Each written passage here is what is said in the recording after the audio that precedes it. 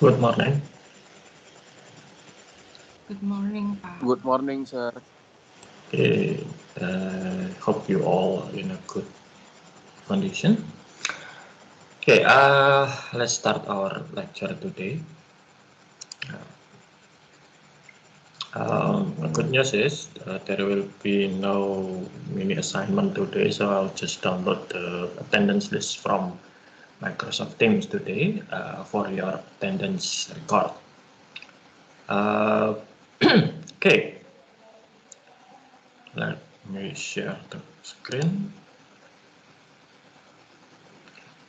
Today we will discuss the IT infrastructure and emerging technology, mostly about the use of mobile devices and also the use of cloud technology that we already enjoy on our daily lives. Okay, let's start today. Okay, so you probably heard the term infrastructure so many times in the last 5 years or so, okay, where the government of Indonesia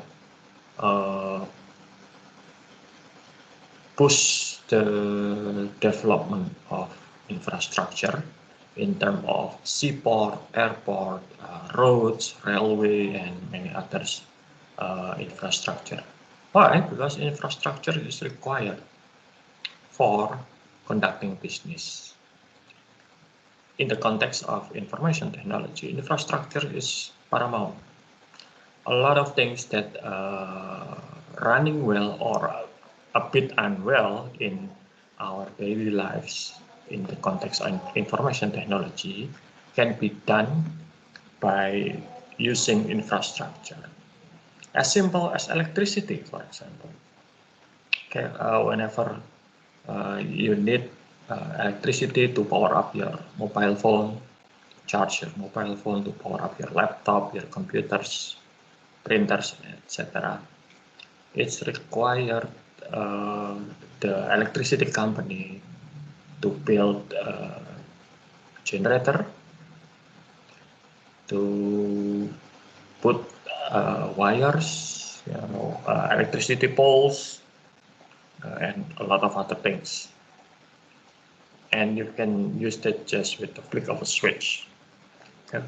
Imagine the data that you use for your communication, for your internet, for your social media, for your transactions. Okay. How many works and what effort has been done to provide you with a seamless data connection. Well, it's not really seamless. Sometimes, from time to time, it will be unavailable, but the effort behind is so much complicated than what it seems. Okay. Whenever you want to use the internet, you just buy the appropriate data package, activate it, and there you go, you can use it. But you may not see how people build the software for it, how people have to build base transceiver station tower, how people lay out cables, how people have to manage the traffic, and so on and so forth. So it's not easy. In around 2006 until about early 2009, so about 2.5 years, I was the head of computer labs at our faculty, and I was responsible for managing and maintaining about 200 computers. And it's not easy. For example, I have to make sure that those 200 PCs that you may see in the lab on our campus in basement have to be installed exactly the same. All the application that required will be available on each and every computers. Okay, and has to be consistent, and it's ready to use whenever the students need it or any other faculty members need it. Okay. if you ever install your own laptop or computers, how long did it take to completely install everything from the operating system, all the applications that you require, all the settings for internet, Wi-Fi, printers, etc. that had to be done in order for you to use it. Roughly, it's probably about 2 or 3 hours per computer. And if you multiply that by 200, and it has to be consistent, then you can see how it can be a hard work. In 2007, the computer labs was replacing all the PC down there, and I have to work with 10 of my student staff at that time. We work overtime, starting from Friday night, continue to Saturday all day, Saturday night, again continue on Sunday all day and Sunday night until about 2 o'clock in the morning, Monday, early Monday. So yeah, it's a hard work, but our goal was that on Monday morning, 7 a.m., all the computers has been set up and ready for use by the students. So yeah, 3 days of working late just to prepare those 200 computers. So you can imagine how complicated and how much work has to be done for providing services for students. So that's the work about IT infrastructure and IT service that you might not see every day. Okay, I observe whenever I had problem with my internet connection, I call my internet service provider, and they can just fix it by just turning off the router and then turning it on again. If that's not fixing the problem, they have to send technician. They probably have to replace some devices at my home, which is easy. Or in few cases that I observed, they had to replace the cable, so they have to climb up to the pole, finding the cables that has problem and replace the cables. So IT infrastructure. IT infrastructure is a set of physical devices, the hardware, and also software required to operate the enterprise. It has a lot of services. First, computing platform. This is the devices for our computation needs, like computers, obviously, and any others. We will discuss it later. Telecommunication services for our data management services. This is to store and manage our vast amount of data. If you've seen the Facebook data center video that I posted on our lecture site, Situs Kuliah, then you'll see that Facebook facing with the vast amount of data. At the time of the video made, Facebook has about, at that data center, Facebook had about 100 petabytes of data. And I believe that has been multiplied by, I don't know, they probably come to the exact. 1 petabyte is equal to 1,000 terabyte. So at that time, they have 100,000 terabyte. Managing 1 terabyte data is already a hard work, let alone managing 100,000 of terabyte. Let me show you. This is when it was in the past, around 2010, 2012. Photographernet is the biggest photography related website in Southeast Asia. Okay. It has more than 500,000 members and more than 2 million pictures in it. You know how much data that this website has? When I back up all the website here, without the photo, obviously. Its fit into one CD-ROM is about 600 megabyte, not even a gigabyte. So you can imagine that 100,000 terabyte is a vast amount of data, and you need something special to deal with it. Application software services like what we already use now, Microsoft Teams. You may use Outlook emails and also Office 365. Physical facilities management service, I'll show you later, but this is things like electricity, rooms, yeah, and any other services, and also IT management, education, and consulting service. So computers is getting smaller. Okay, you probably remember from, yes? I cannot see the slide.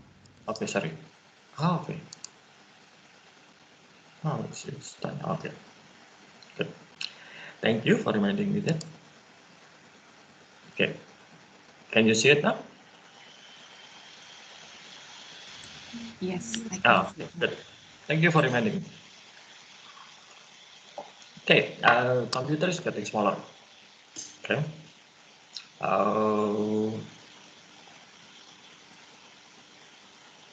You remember probably from your introduction to information system courses how big the computer was in the 50s, 80s,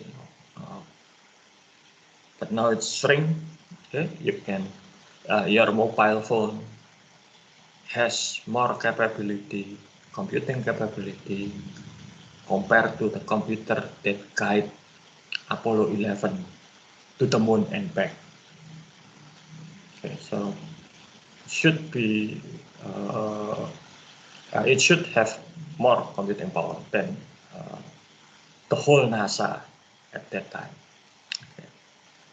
And we now move to the era where we use cloud computing, okay, where our application and data are stored somewhere. We don't need to know where it is. We don't want to know most of the time. What we do want is to have our application and data ready to use as soon as possible. This is some else. Now, if you look at the typical website, you'll see this kind of architecture or model. So this is us, the client. We go through the internet to reach a website of a company. The website usually resided on a server called a web server. Okay. This is the front page. So if you want to access your bank account using internet banking, for example, what you see in the website of a bank is just the front page, which is here. Just like you see the name of our campus at the front yard. Where is the internet banking application reside? In here, the second server, or how many server I don't know between, but typically this is the second layer, the application server. Okay. And where is our data? Here, your account, your balance, your transaction are stored here. Okay, so you can see that there are a few layers that require to reach your data here. So if somebody, say in few years ago, somebody felt that Telkomsel, the cellular operator, put too high, too expensive, that their prices are too expensive. So this guy staged a protest and replaced the website of Telkomsel with his own picture or something like that. So he put up a sign protesting the prices of Telkomsel. The attack was happened here. the website that being replaced, or it's called the face, the term for replacing somebody's site with our own picture or something like that is called the face. It's happened here.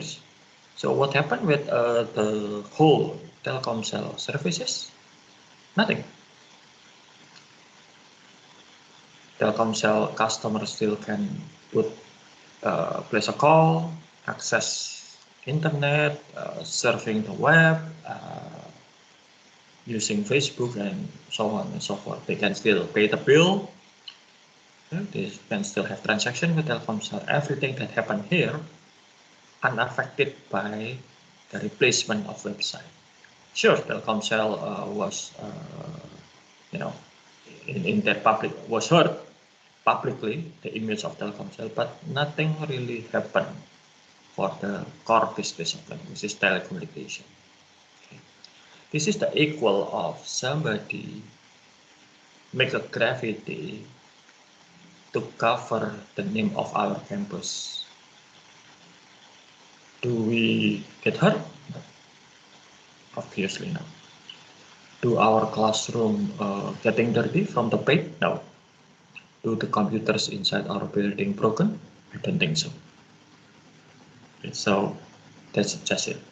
So if you have internet banking application, okay, most of the time it's quite secure.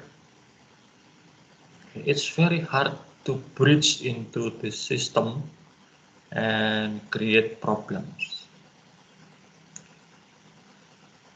The problem, most of the time, security problem. Somebody stole your account and everything happened here. You create a weak password, or somebody else get hold into your account, or if there is a breach, it requires somebody from the inside of the system to create that. Okay, so if somebody say want to hack Bank Mandiri from outside, it's very difficult. Okay, and people or organization that had that capability probably don't want to hack because it's, let's just say, the benefit is smaller than the cost. Now, why computer is getting smaller but getting more powerful? This is related to Moore's law. Morse refer to Gordon Moore. If you remember, I already told you about Gordon Moore. I also show you his picture. Gordon Moore was one of the founder of Intel, the biggest computer processors maker, the chip maker, computer chips maker. Okay. So basically, computers made by stacking this computer chip was made with a thing called transistor. This is a transistor. Okay. This, I remember this, I used to play with this. This is as big as a battery for, I can't remember what battery, but it's as big as button in your pants, in your jeans. Okay. So yes, you can imagine how big the transistor was. What happened with Intel? Intel and every other computer chips maker, also including Samsung, they tried to shrink the transistor. So the transistor getting smaller and smaller and smaller. So what happened with that?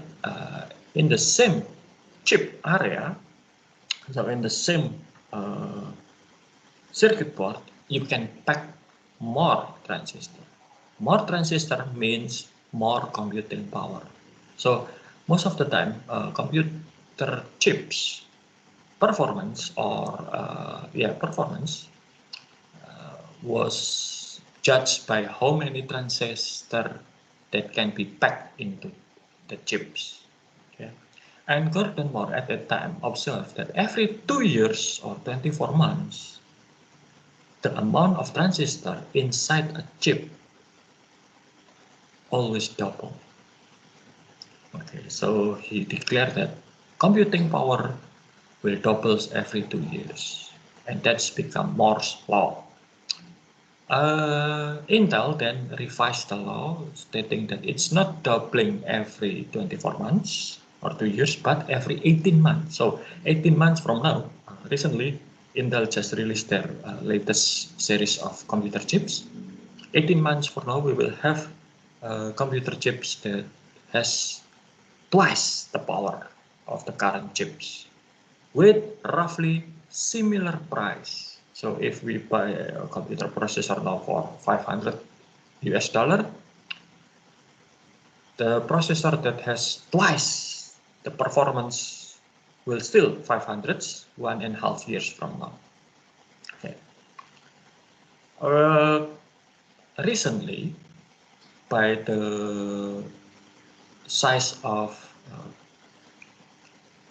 transistor getting smaller, the latest advanced technology in computer chips, Samsung and TSMC in Taiwan, they already made a transistor with the size of 7 nanometers, while Intel is still stuck on 10 nanometers. Okay. So it's very small, smaller than virus. So yeah, Samsung and TSMC say that next year or soon, in the foreseeable future, they will try to produce transistor with the size of only 5 nanometers, so getting smaller. And Moore's law is still applied. However, there will be time that Moore's law will be met by other law that is so much powerful. This is the law of physics. If you observe, the law of physics is the only law that human cannot prove. Okay, we prove state law every time. Okay, we prove religious law every time, but physics law is unbreakable. Okay, what's the physics law? Transistor made by utilizing a mineral called silicon. Okay. It's abundance. That's why chips is abundance.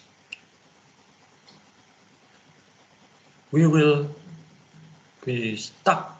We cannot create a transistor that's smaller than the size of silicon atom. Okay. So when the chips, the transistor getting smaller than the silicon atom, we cannot go smaller. And that's the law of physics. Now, the law of mass digital storage, the amount of data being stored each year is doubles. Just take a look at your social media. Just take a look at your music or video collection.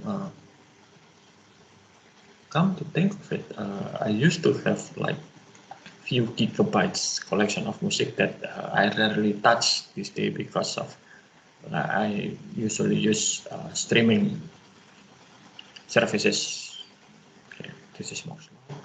So you can see that in the 1965, when Intel starting to their business in chips, one transistor cost almost $10. Nowadays, one transistor, 6 years ago, 2014, one transistor costs 110 million. So very, very cheap. So what's the strategy for Intel and other chip maker that they could not go any smaller with silicon? What they need to do is to find new materials to build chip. For example, this is a nano tube. This is one of the carbon made by carbon. This is a smaller materials that will be used for building computer chips. The cost of data storage. 17 years ago, I bought my first USB thumb drive. It cost about 30 Australian dollar, so it's about $200,000 at the time, and the capacity was 32 megabytes. Nowadays, with 200,000, I could get at least 64 gigabytes. This is the first hard disk in 1956. If you can see, it's as big. It's required forklift and required airplane to transport. This is IBM Ramak, and it's just the capacity is just a mere 5 megabytes. It's not even able to hold an M1 MP3 song. Okay, so 56, 44, so 60 years later we have thousands and thousands of gigabytes in our palm. Metcalfe's law and network economy means that the more people joining your network, the bigger your network power are. Okay, so if you look at Facebook, Instagram, TikTok, and everything else, they have become popular and powerful because they have a lot of members. If you see the Facebook data centers video, at that time Facebook has 2.5 billion account. The last time Facebook count, they said that they have 1 billion active member. 1/7 of the population of this planet. The cost of communication is declining. Sure, some people say that the cost of internet or communication nowadays is still expensive, but compared to a few years ago, it's still cheaper. In the US, the cost of internet and communication is almost zero. Okay. We also have standards make possible that if you take a picture with Samsung phone, upload it to Instagram, and somebody else with iPad can see your pictures without any problem, as easy as that. Okay. Now, let's see, what's the infrastructure components? We have 7 components. We will discuss that in a brief later. Computer hardware platform, operating system platform, enterprise application, data management storage, networking, internet, and consulting.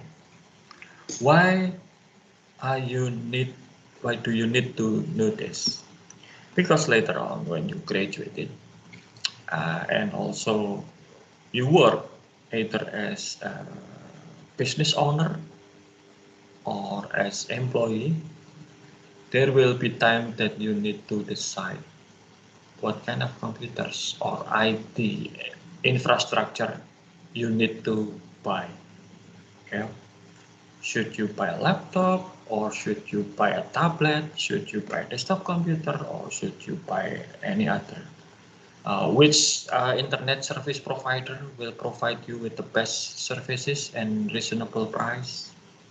Okay, what kind of application should your company buy and use? Things like that.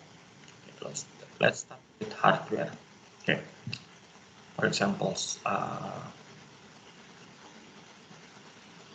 do you still need a laptop, for example, now that you have tablets? To be honest, when the idea of giving iPad to new student first came up, I didn't, and I still don't agree. Why? Because iPad is underpowered. You cannot run statistical package with iPad. A lot of complicated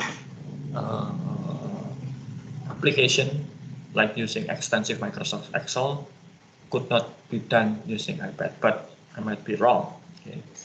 I still prefer laptop for that, but the faculty decided to buy to equip new student with iPad. Okay. There are servers, mainframe, everything. So basically bigger computers. Operating system. We have 3 right now: Linux, Microsoft Windows, or Mac OS. So it depends on it. Mac OS run exclusively on Mac hardware. Okay. So if you buy non-Macintosh computer, non-Apple computer, the choice would be either Linux or Microsoft Windows. Most of the time it will be Windows. Okay. Linux is a good system, but it's not for daily use. I've been using Linux for 2 years in the past, and I could not find application that run on Linux that can be replacing my Windows application that I need on a daily basis. Also, I've been using Mac OS for how long? About 5 years. Sorry, 7 years. Yeah, 7 years. And still, I return to Microsoft Windows because most of the time, a lot of applications that I depend on daily basis only run on Windows. Enterprise application, we'll discuss that later. Data and management, data management and storage. Okay. There is one elective subject, database management system, that I teach my student using this MySQL. You probably remember Microsoft Access from last semester when you take accounting information system classes. And remember, in enterprises, in big companies like Facebook, we deal with hundreds of petabytes of data, thousands and even millions terabytes of data. It requires spatial management. Okay. Because you're dealing with so many things, so many data. Sorry. Okay. Remember that I gave you mini assignment about Huawei. Okay. The problem with Huawei, when they got banned from the US government, is not about their mobile phone. Yes, Huawei made mobile phone, and yes, they are one of the biggest mobile phone producer in the world. But that's not the problem. The problem with Huawei and why the US government banned Huawei was because Huawei made telecommunication equipment. Huawei made telecommunication, made antennas, Huawei made transceiver, Huawei made equipment for running wireless communication and also wired communication. Like a few years ago, and we still have now, that the Indonesian government mandated that the internet service provider in Indonesia having pornographic filter. So all the pornographic website will be blocked and filtered out. The UK government also had similar system that can block inappropriate website. Okay. And the UK government used equipment from Huawei for that. Okay. So now what's the problem with Huawei? Huawei is the pioneer and the first that can deliver 5G infrastructure, 5G wireless infrastructure, and it's quite cheap, cheaper than their competitor, which is Cisco, Alcatel-Lucent, Juniper, Ericsson, Nokia. So it's cheaper. And a lot of companies use Huawei equipment, including in Indonesia. If you subscribe to IndiHome, you probably get equipment from Huawei. So that's the problem. Mobile phone is a big business, but it's smaller compared to the telecommunication equipment business. Internet platform. Okay, so what kind of technology you want to use? Consulting, yeah, consultant is also a big business. Few of our graduates, your senior, when they graduated, they joined this consulting firm like Accenture, IBM, Global Services, Hewlett Packard, Infosys, Wipro, PricewaterhouseCoopers. They also have not only their public accounting firm, they also have consulting firm. So that's probably one of the career path that you can consider after you graduate. Yeah, let me take a bit of break. I need to go to the loo.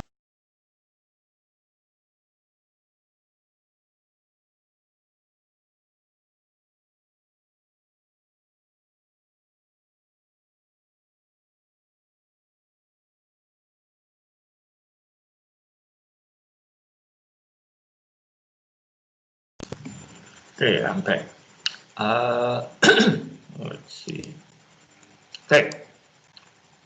Mobile phone. Nowadays, you only have two choices of mobile phone.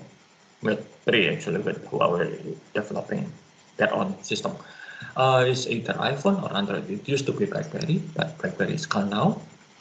Uh, so the choice is not really that good. There are only two options. Okay, data center. Now, there is a trend that changed the IT world. Okay, first, in the old days, companies will buy IT equipment, computers, laptop perhaps, or mobile phone, tablets, and give it to the employees. Nowadays, a lot of companies use this bring your own device policy. So instead of buying equipment for employees, the employee welcome to bring their own device. So when my wife joining her current company that she works for, she used to have a company owned BlackBerry for work. But then a few years ago, the company decided, stop, we don't want to buy more Blackberries, so you are welcome to bring your own device. So my wife brought her own smartphone, and the companies installed few applications that can be used for working. In Atmat, sorry, in Atmajaya, we also have bring your own device. I mean, we can bring our own laptop, smartphone to be used for this work. Like I use my own laptop for my classes. Okay, so that's bring your own device. There is a problem with that, but there is a lot of others benefit. The second is consumerization of IT. IT equipment usually not associated with consumer products. Consumer product is lifestyle product, yeah, and it started with iPhone. iPhone was targeted as consumer product. This is for lifestyle, not for work. By when the first iPhone was released, Apple aimed for iPhone to be used as lifestyle, not working. If you want to work, at that time you use BlackBerry. Okay, so that's it. But nowadays, a lot of people use IT equipment for lifestyle. You probably use smartphone like Galaxy Note for lifestyle instead of working, while Galaxy Note was intended for working at that time. A lot of people buy Mac computer, MacBook Air, just for the lifestyle side of it. Okay, so that's consumerization of IT. Quantum computing. This is quantum computer. Okay, what does it make? With with ordinary computers, with transistor, remember, transistor only can have two states, on or off, and at one time the transistor could only have one state. It's either on or off, could not be both. Quantum computer, using the principle from quantum physics, every transistor, or I don't know whether they use transistor or not, but instead of only 1 or 0 or on or off at one time, quantum computer can have on or off and on and off at the same time. So 3 states rather than 1 state at a time. That's why quantum computer was predicted to it will have bigger power, way bigger power, immense power compared to traditional computers. But at this time, the company that has working quantum computer only IBM and Google that can be used for development, and they haven't really show any potential that can replace our daily computer anytime soon. Okay. The next step is virtualization. Virtualization is this. Most of the time, company's computer will run on less than 30% efficiency. So about 70% of their computer time mostly doing nothing. The computers just sit silent and doing nothing. Why? Because when somebody, not somebody, a computers, and when you give your computer instruction, for example, to print a document, the processor will process that instruction and then give the instruction to printer, print these pages. And then when the printer print out your documents, the processor, the memory, the hard drive will sit and do nothing. Why? Because the work is already done on the printer. That's why 70% of computer times in corporation have been spent idling, doing nothing. And that's a waste of money. So what happened was, using virtualization like this, okay, you can install virtual computer inside one physical computer. In this example, there will be 3 virtual computers inside one physical computer. It's similar here, it's just different technique, but it's similar concept. So when this virtual computer work, the other 2 are silent, idling. Okay, but then after it's finished, the computer here, the computing power can be used by other virtual. So while this is finished, the idle capacity can be used by others. Okay. By using virtualization, the efficiency of computer usage in corporation has increased from about 30% into about 80%. Cloud computing. Okay. You already use cloud computing for many hours. Let me show you how complicated cloud computing is. This is a Microsoft Azure data center. Microsoft Azure is the cloud computing service of Microsoft. Okay. You may see here the one person replacing something. Okay. We use Microsoft Teams now, and Microsoft Teams is hosted on Microsoft Azure. So probably this guy replacing somebody that we currently use for Microsoft Teams. There are 3 cloud computing, the biggest cloud computing service provider. The number one is Amazon Web Service. Amazon, like in Amazon Retail. Second is Microsoft Azure, and the third is Google Cloud. Okay. We already use Microsoft and Google quite extensively. Okay. Anybody subscribe or watching Netflix frequently? Any of you watching Netflix frequently? No? Yes, sir. Okay. Yeah, you might be surprised that Netflix doesn't have this. Okay, Netflix use this Amazon Web Service. So Netflix and all the movies that you watch, you're binge watching every time, is actually using Amazon infrastructure. Netflix doesn't have their own infrastructure. I'll explain to you later. Okay. So this is Microsoft. This is Google data center. Okay. Uh, what I show you here, this is the water pipes in Google data center for cooling the data center. Okay, so imagine this.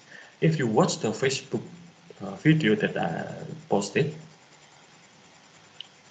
you'll see that servers in Facebook came in cabinet that they push on the cabinet, and each cabinet consists of few servers.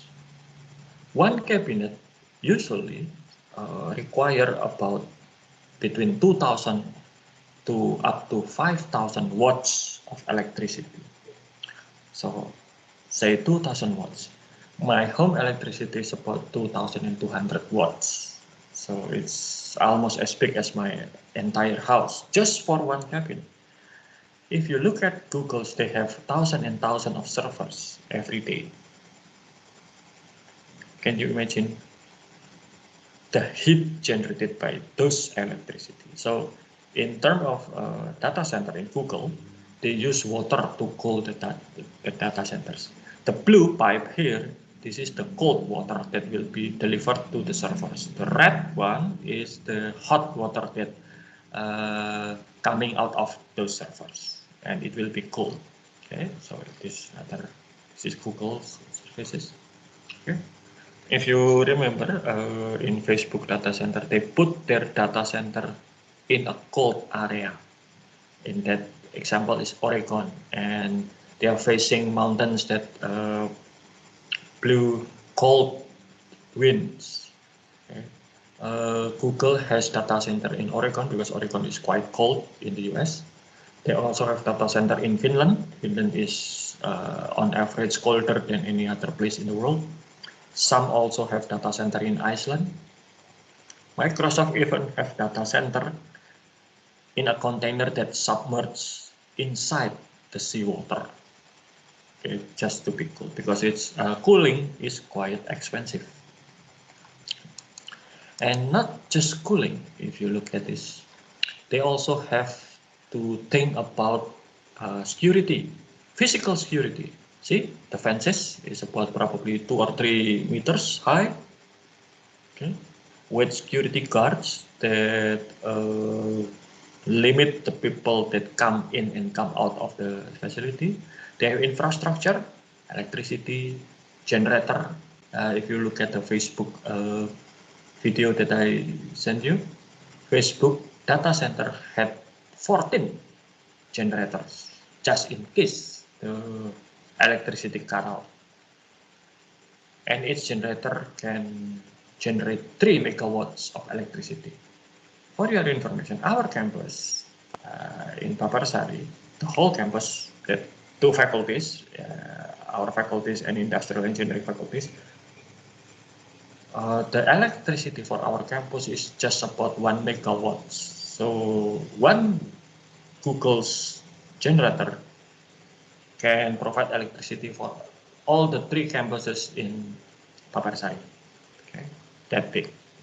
Data layer, obviously the servers and also the other. Okay, so let's return to this cloud. Okay, they can provide infrastructure as a service. So like Netflix, they hire or rent Amazon servers.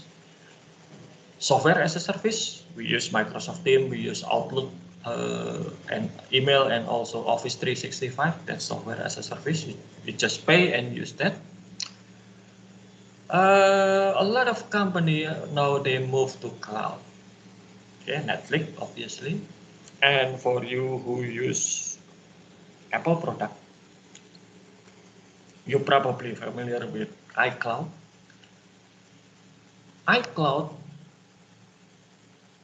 infrastructure is not owned by Apple.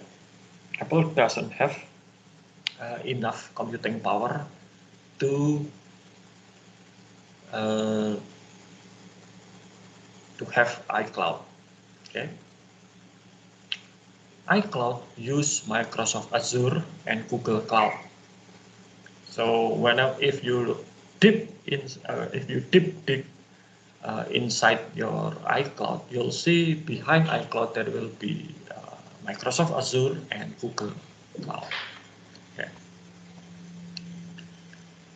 But again, if you move to the cloud, it could be risky. Netflix, okay, for example, I'll use Netflix as examples. Netflix sales usually peak around Christmas holiday time. Okay, whenever people usually return to their hometown, gather with their family, and because in the US usually it's winter and nothing can be done outside because of thick snow, so people gather inside the house and watching Netflix. Okay. So what happened in one Christmas holiday? Netflix services was broken, disrupted. Nobody can see anything. Nobody can watch anything. What happened was Amazon infrastructure had problem. So they had error, and that makes Netflix went offline for 24 hours. Can you imagine how much money Netflix lost from that? Okay. So that's another problem is security. Okay. Especially if you put your data in cloud provider that outside Indonesian territory. That's why the Indonesian government have a regulation that all Indonesian bank should not store their data outside Indonesia.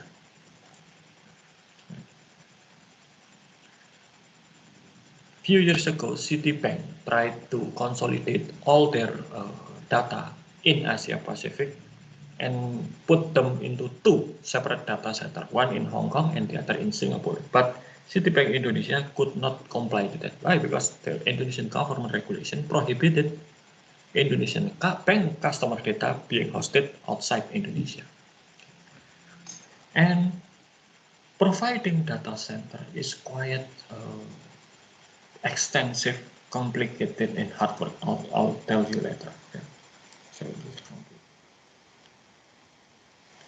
green computing, if you can see the slide, in the US, IT is responsible for 2% of power demand. Okay, so yeah, it's quiet energy spender. Okay.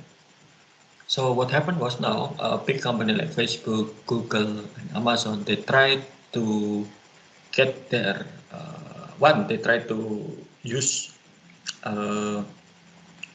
energy efficient equipment.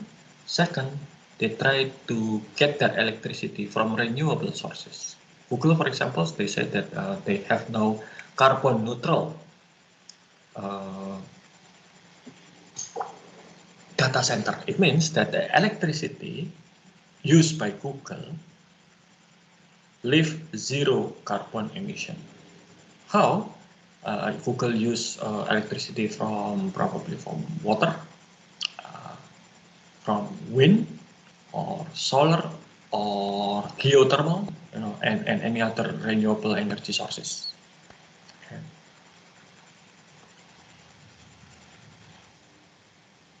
Open source. This is that the open source is the software that's free, but not only free. You can get the source code, and not only free, and you can get the source code. You may modify the software. That's why if you look at many products like, let's just say, Android mobile phone. Okay, Android is open source because Android is derived from Linux. Linux is one of the best known open source software. You can modify Android. If you have sufficient technical capabilities, you can download open source Android and install it, modify it to install on your iPad, for example. You can see Android in refrigerator, mobile phone, TV, car. Okay? Why? It's possible because it's open source. You may modify them. You can modify them. Okay. Any other software? We'll discuss that later. Now, in the old days, and you will have this subject later, systems analysis and design. In the old days, company who need software, they need to build the software themselves. But nowadays, you can outsource the software. Outsource means you can ask somebody else outside your company to provide the software for you. You can either ask somebody else to build the software for you, or you can buy the software off the shelf, just like when you buy apps from your app store. Okay, or we can use cloud-based software, like what Atmajaya did with Microsoft Teams and Microsoft Office. Okay.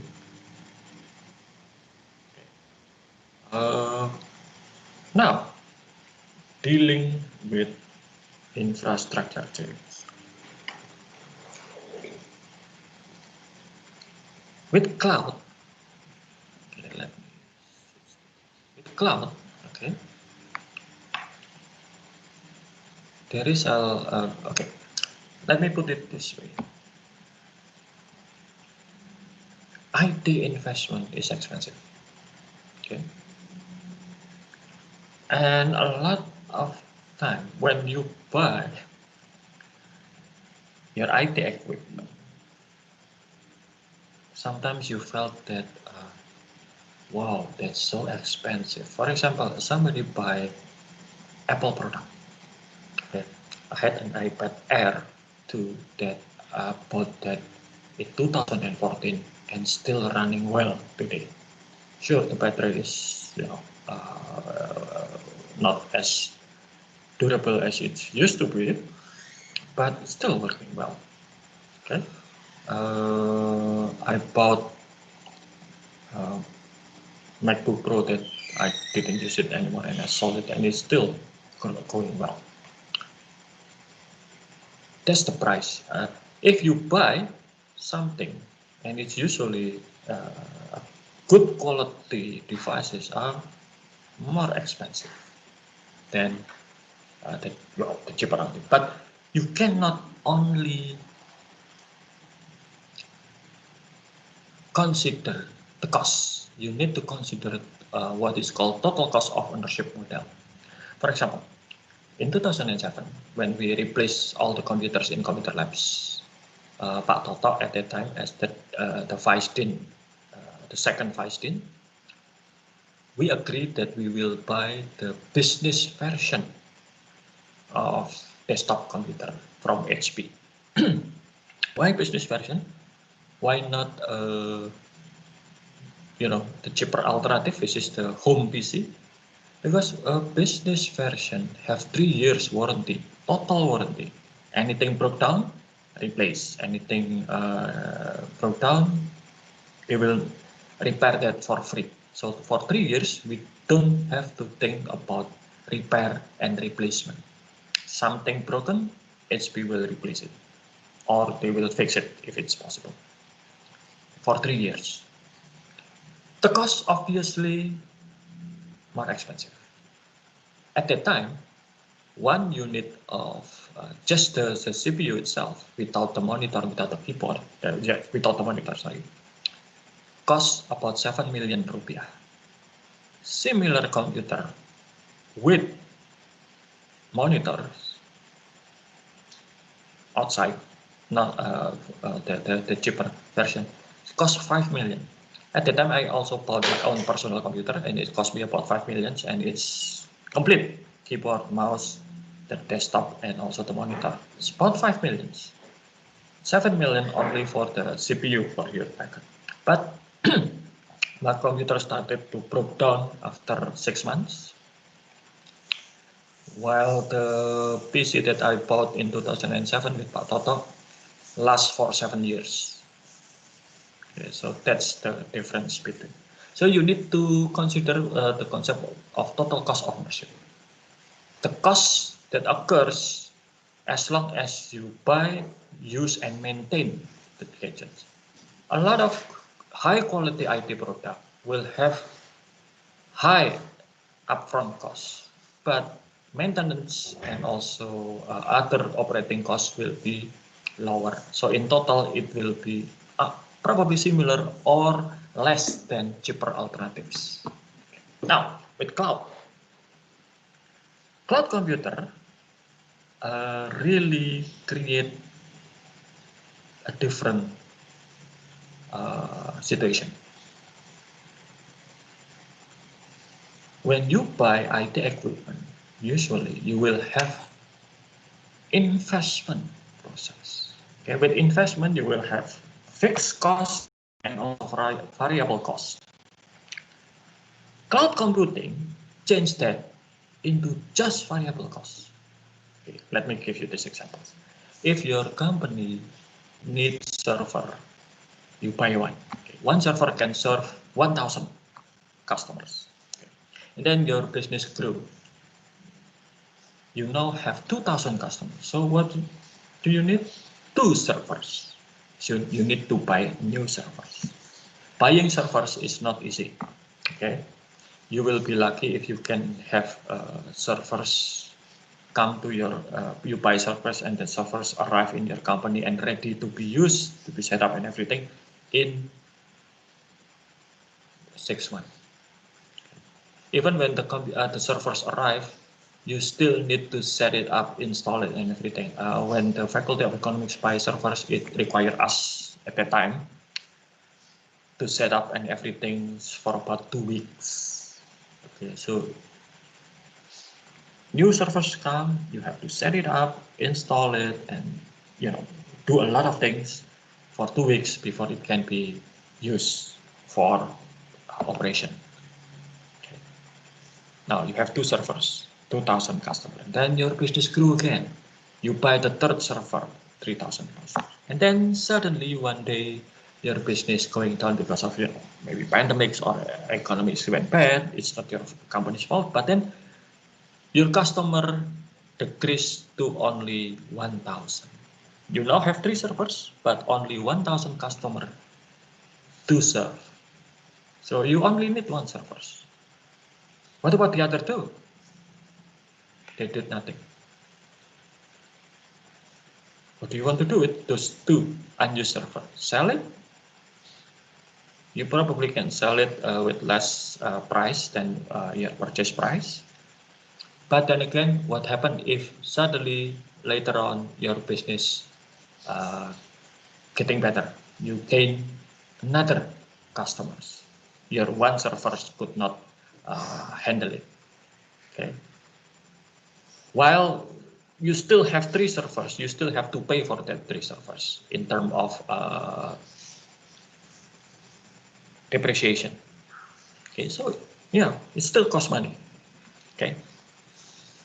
Now with cloud is like you rent server instead of buying.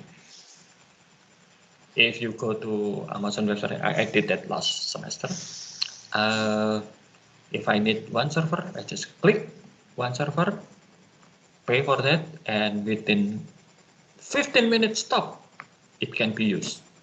I set it up everything, it can be used in 15 minutes. Okay. If I need 2 servers, I just click add servers, pay for the price of 2 servers, and within 15 minutes, it's ready to use. I don't need to worry about electricity, I don't need to worry about cooling, I don't need to worry about buying new servers. Just click and pay. So in that scenario, if I rent 1 server from Amazon and then my customers increase, I just can rent more servers. And when the business slowing down, the customers reduce to 1,000, I can stop renting the servers from Amazon from 3 to 1 just with a click of a button. Okay, so that's the flexibility of. So instead of investment with fixed costs that will be depreciated and variable costs, with cloud computing you only have variable costs, which is the amount of servers or infrastructure that you rent. Okay, that's it for today. Any questions about our topics today?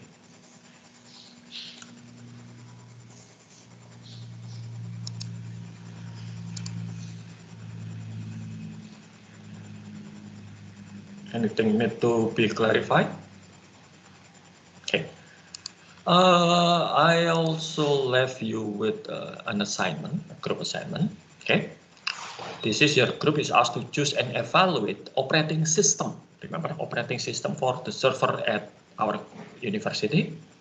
You can research and compare the capabilities and cost of Linux versus Unix or the latest version of Windows. So basically, you compare between Linux and Microsoft Windows for servers. Okay. So discuss that using our today's lecture materials, and then create a presentation with PowerPoint to explain your recommendation. So if you recommend Linux, why? If you recommend Microsoft Windows, why? Okay, so put that in PowerPoint and submit it to kuliah site before our lecture next week. Okay, so this is just create a presentation justifying your recommendation. Sorry. Okay, so this is okay. Send it. This is the technology evaluation inside the kuliah site. Okay, any question?